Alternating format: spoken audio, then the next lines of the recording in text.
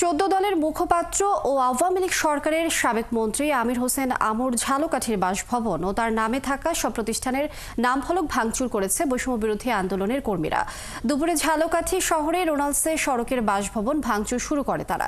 এর আগে সুগন্ধা নদীর তীরে ডিসি পার্কে ফিরোজা আমু টেকনিক্যাল স্কুল অ্যান্ড কলেজের সাইনবোর্ড ভেঙে গুঁড়িয়ে দেওয়া হয়। এই সময় পাশে থাকা ফিরোজা আমু হোমিওপ্যাথিক মেডিকেল কলেজের নামফলকও তারা ভাঙচুর করে। কলেজের সীমানা প্রাচীর ভেঙে ফেলে ও কলেজের ফার্নিচার সরানোর জন্য কলেজ কর্তৃপক্ষকে 24 ঘন্টা সময় বেঁধে দেয়।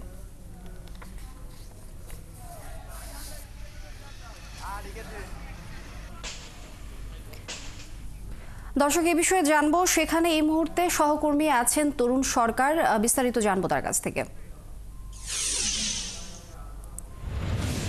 তরুণ, একটু জানতে চাই যে এখন কি অবস্থায় রয়েছে আর বিক্ষুব্ধ ছাত্র জনতা এই বিষয়ে কি বলছেন?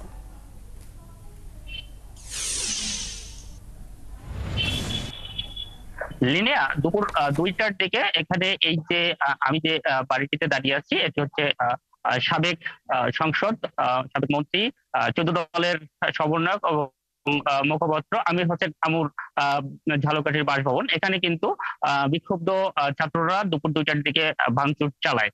এই ছাত্ররা কিন্তু এর আগে এই আমির হোসেন আমুর স্ত্রীর নামে থাকা দুটি প্রতিষ্ঠান, ফিরোজা আমু টেকনিক্যাল স্কুল অ্যান্ড কলেজ এবং ফিরোজা আমু হোমিওপ্যাথিক মেডিকেল কলেজ এর সাইনবোর্ড, সীমানা প্রাচীর ভাঙচুর চালিয়েছে এবং সেখানে কিন্তু তারা 24 ঘন্টার আলটিমেটাম দিয়ে এসেছেন যে প্রতিষ্ঠান দুটির যে আসবাবপত্র রয়েছে সেগুলোকে সরিয়ে নেওয়ার জন্য।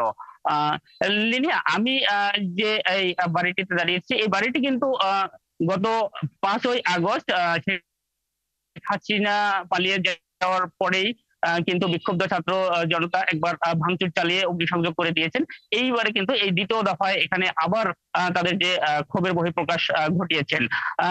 ছাত্র বিক্ষুব্ধরা যেটি জানিয়েছেন যে দীর্ঘ 15 বছর যে অবৈধভাবে ক্ষমতা দখল করে রেখে যে সম্পদের পাহাড় গড়ে তুলেছিলেন এবং এই সম্পদ থেকে তারা যে স্থাপনা তৈরি করেছেন, সেই স্থাপনাগুলো কিন্তু এভাবেই দেওয়া হবে। তারা আরো একটি কিন্তু মেসেজ দিয়েছেন, সেটি হচ্ছে যে ভবিষ্যতে যে যেন কোন রাজনৈতিক দল ক্ষমতায় গিয়ে তারা এভাবে অবৈধভাবে জনগণের সম্পদ দখল করতে না পারে এবং সম্পদের পাহাড় গড়তে না পারে, সেজন্য তাদের জন্য একটি কিন্তু মেসেজ এটি, যে তাহলেও তারা কিন্তু এই যে এবারে যেটি ঘটিয়েছে এবং তখনও কিন্তু তারা ঠিক একইভাবে মাঠে থাকবেন, এমনটি কিন্তু তারা জানিয়েছেন। লিনিয়া। তরুণ সরকার, ধন্যবাদ আপনাকে।